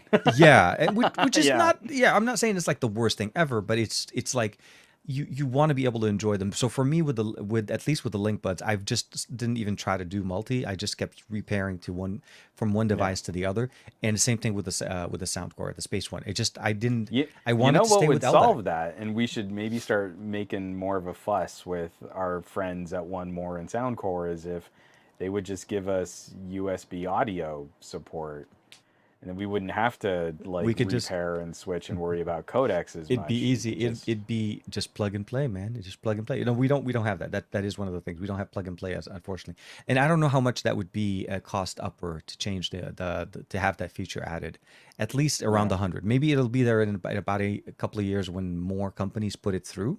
I And mean, the think first that time that's I the heard thing. it on a headphone, I think the Lagoons were $400 headphones. So for some It reason, that is a premium feature. It absolutely. That Well, I is mean, and that's why we don't see it often. expensive, Yeah, that. that's just why we're surprised when we see it, if we do see it. Yeah. The other thing I do want to say, obviously, so hopefully, if you guys get a chance to please make sure to check out the videos. Both my video we came out earlier this week. I don't know why I'm still working on my Fold 5 video. I am really, really rigorously That's trying to okay. trying to finish this But, video. but I got before a you lot of start content with it doing, for that. before you Yeah. start doing all that sum up, I mean, we have to Oh talk no, about not sum up. I was how. trying to lead into our main conversation that I felt Yeah, like because we're keeping the. I feel like we have to acknowledge how Google has betrayed all of their users. I got And very surprised with the so a little bit of background conversation wise. We're going to take a little bit of a history path. Back to 2 years ago, Pixel 6, Pixel 6 Pro were launching. Google announced a new service. It was the intention of the service was essentially a like a all-in-one continued subscription. all-in-one subscription that you continue paying into it, and at some point where there's like a natural drop-off or an obsolescence to the hardware that you're using, you would get a new device. As long as you keep paying the $45, monthly subscription, you got storage, you got photo Google thing. One. You Yeah, got it was a really good extra deal. warranties. Yeah. Some of the articles were saying like it was like roughly a savings of $300 over 2 years if you had to get the services separately.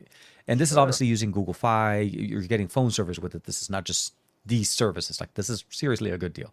And again, at 2 years, 24 months, you would get a new phone.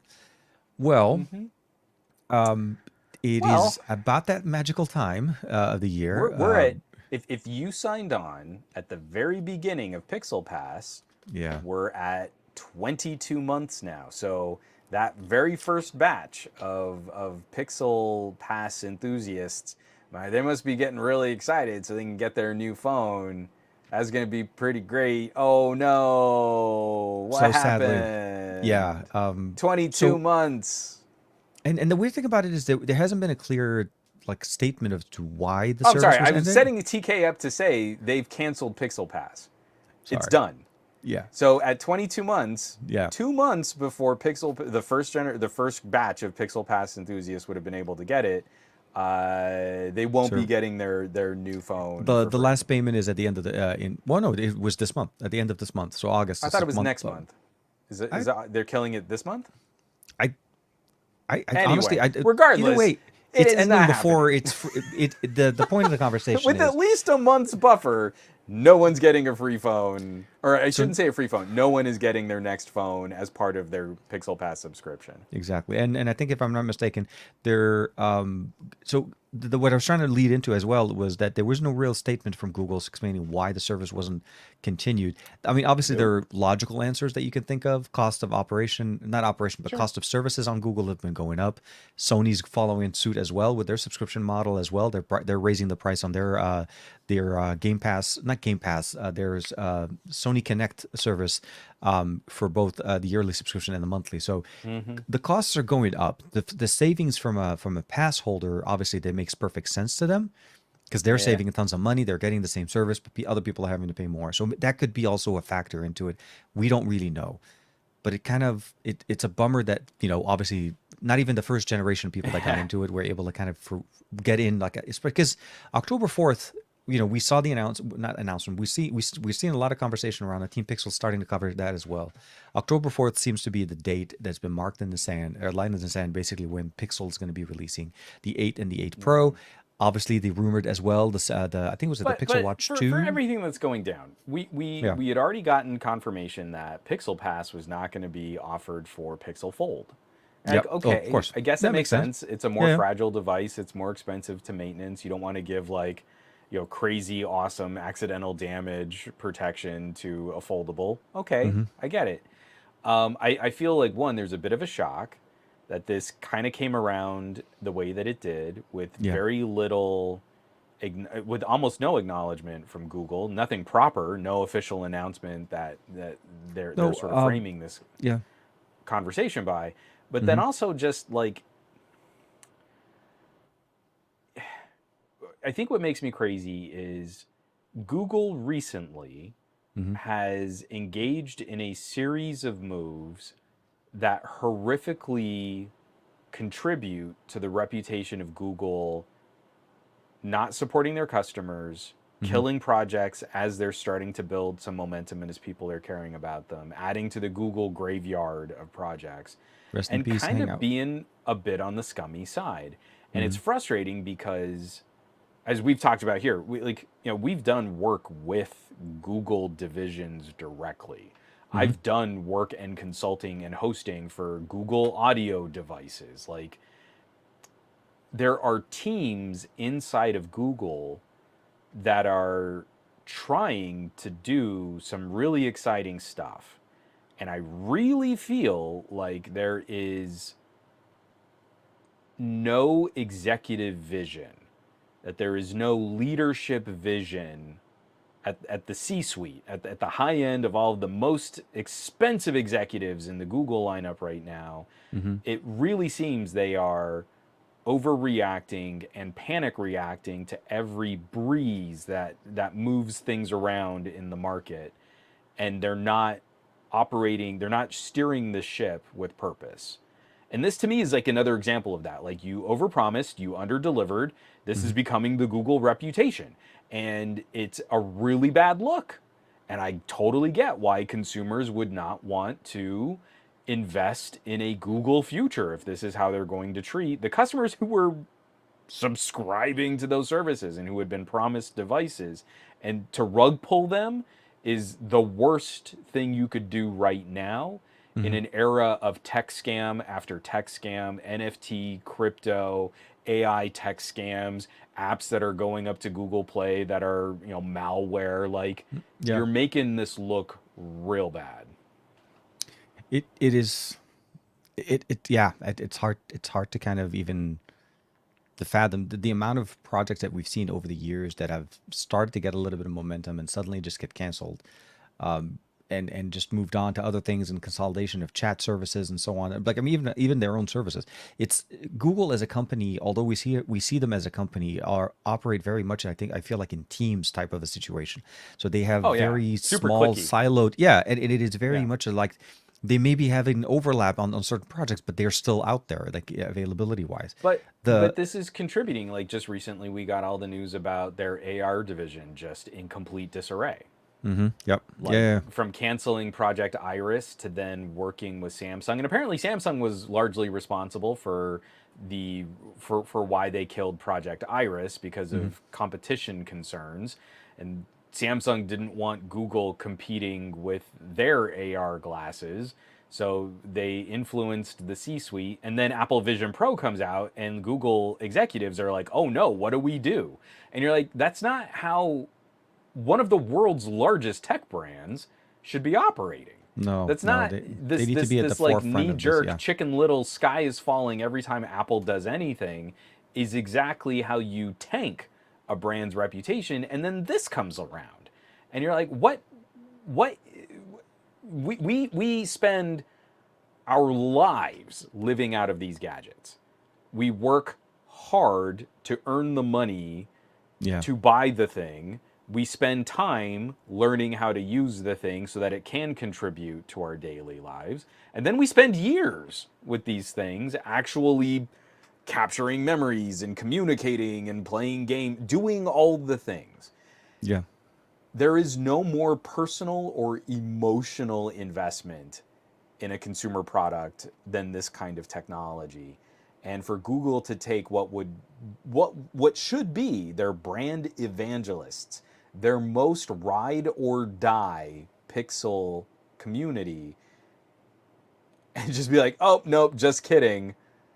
I can't think of anything more damaging to the brand's reputation at this time, where already the brand's reputation is one where they are fickle, they are inconsistent, and they don't follow through on their promises. Guess what? If you were Pixel Pass, Google demonstrated that they were fickle, they were cheap, and they didn't follow through on their promise. It is. Oh man, yeah, I know, and it was so close. That's the weird part about it. It's like getting to almost at the end of the race, and you're like, yeah, but we stopped the race. It's okay. Don't worry about it. You're okay. I will say though that one of the articles was referencing that they were giving out $100 gift card credit towards future so you purchases. get $100 credit in the Google Play Store. That is not the same as getting a Pixel 8.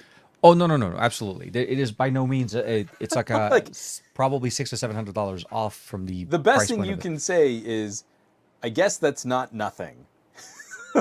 Well, yeah, because I don't know, but I don't know if you can actually apply that towards the purchase price of a new phone. I think you should be able to with store credit on Google if it's in the Google Play Store. Yeah, if it's sitting on your account in the Google Play Store, because I've had the best thing I can say about that is, at least it's not nothing. Yeah, but that is not what was promised people who have been paying for this subscription for 2 years. For me, so here, this is where I would say that the right way to make it what I would feel like is the right way to do this, at least for the first generation of people that did sign up, the ones that are pretty much at the end of the race, is allowing them to use the $100 credit and trading in the Pixel 6 or 6 Pro that they got at the time when they first started their service towards a free, then getting them into purchasing a new device for free. So basically compensate the difference in depreciation, let them get into that new phone, and then go separate ways and just say, look, sorry, this wasn't working. We thought it was going to be a good combination. We thought this was going to make sense for everybody. Cost of everything is going up, but I'm putting words there. They did not say this was the reason. This is me speculating, and from some of the impressions that I read in some of the articles in there. But that I feel like would make into a look. Sorry, but here's your new phone. This is just not going to continue. And if you want to keep using these services, please, make sure to subscribe to them. Blah blah blah. Do all of this because they're not ending the services. That's the weird part. No. It's just Pixel Pass. The way to save money on them and be a true Pixel fan, like all Google all the time kind of a thing. Which it's tough. And I feel like with the momentum that the Pixel 6 started us off on, the people who would have been Pixel evangelists are gonna go somewhere else. I feel if I got to the end of a 2-year agreement and the agreement was I was gonna get my next 2-year agreement and that the phone would just be sent to me, loyalty would I have to that brand? Now is a great opportunity. If I'm gonna have to buy the phone, I could buy any phone. Exactly. What am I gonna do? Mm-hmm. No, I'm with you. Since I've already tried the iPhone of Android, I might as well just go to the iPhone. I mean, again, every single time Samsung copies Apple, it just reinforces why you should only buy Apple. And now Google betraying their top evangelists, it's like, well, why would I stick? This is the company that makes Android. Yeah. Why would I show them any loyalty? And if I've already tried the most iPhone-like Android, it's just time for me to go to iPhone. It's like someone else commented in here. Was it JGJ or no? Steve Pogue. Honestly, I believe there is a group of Google executives who are being paid by Apple to ruin Google from the inside. And you're like, at this point, a little industrial espionage, like it kind of feels like it, doesn't it?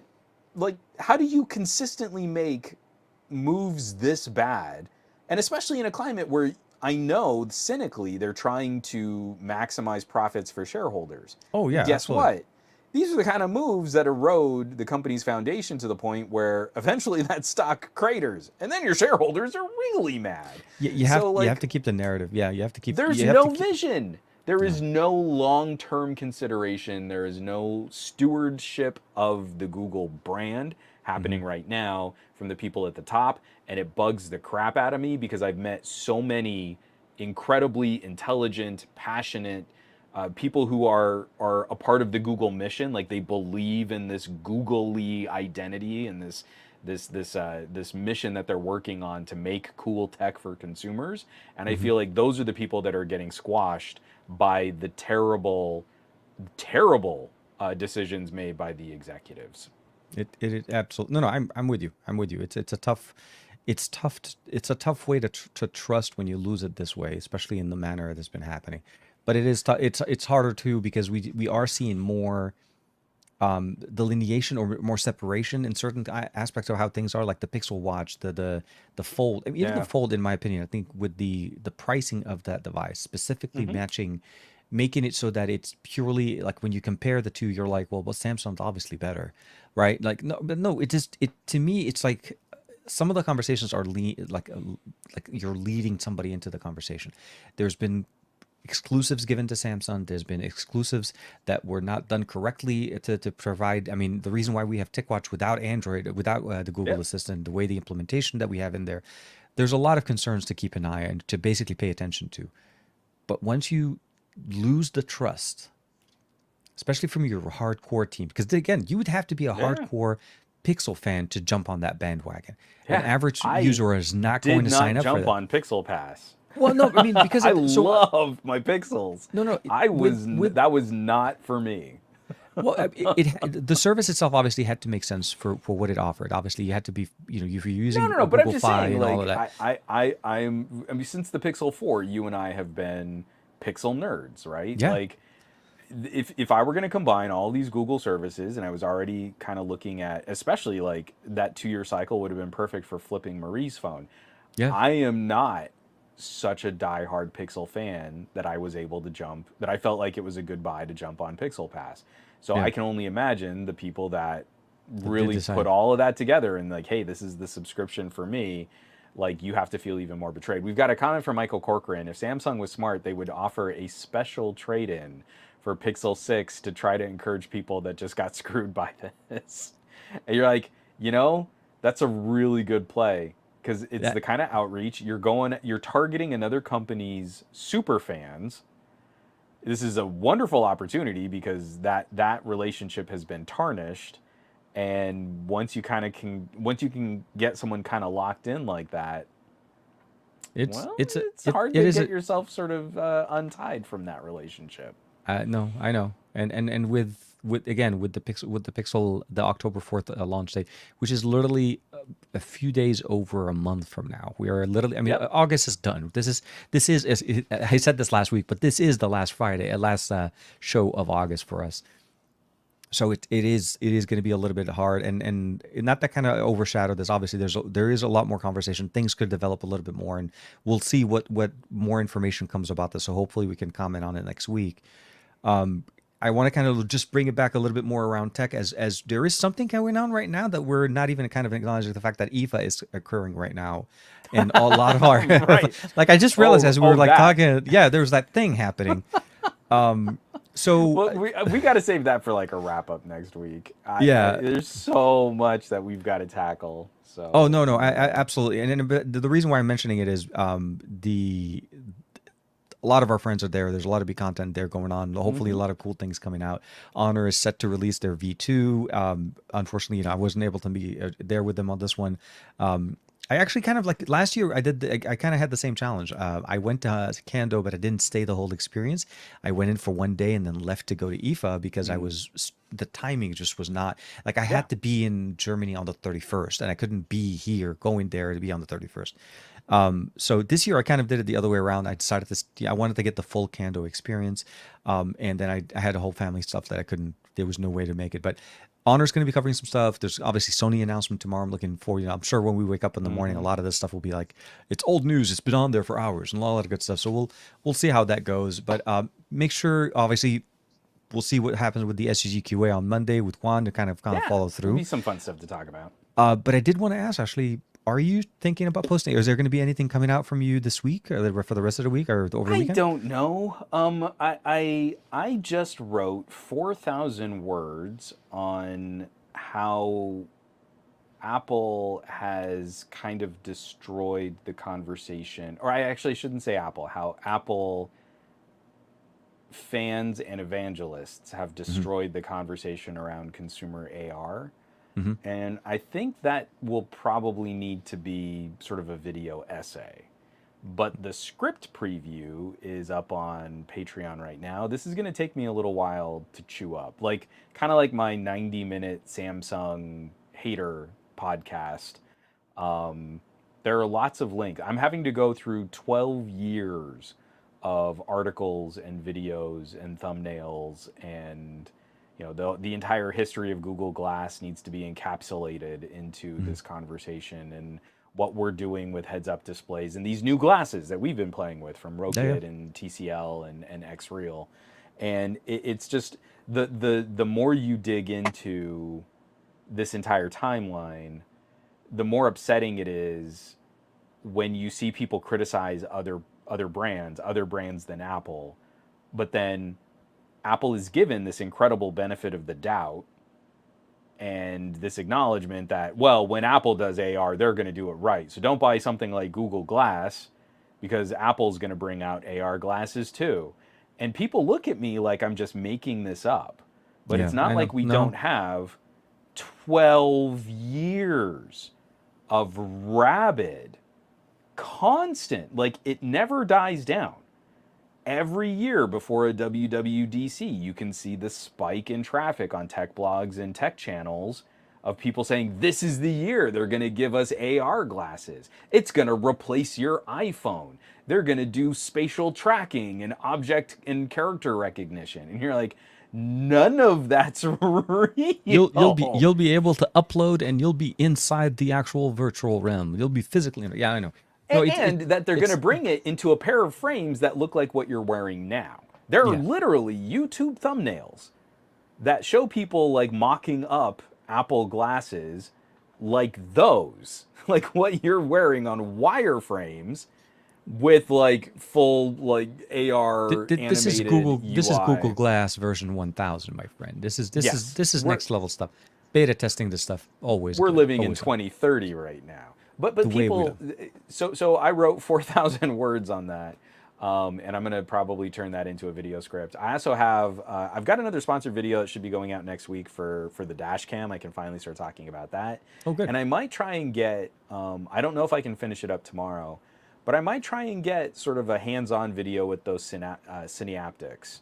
Oh, that's right. Yeah, the headphones we talked about last week. Exactly. the ones There you is borrowed, yeah. something really interesting happening there where for a $200 headphone, man, there is a detail and a clarity and an articulation that I think is really fun to juxtapose against kind of the next tier up of planar magnetics. Yeah. And if any of those words mean anything to you, there is an interesting fight, I think, about to happen with these kinds of exotic headphone drivers.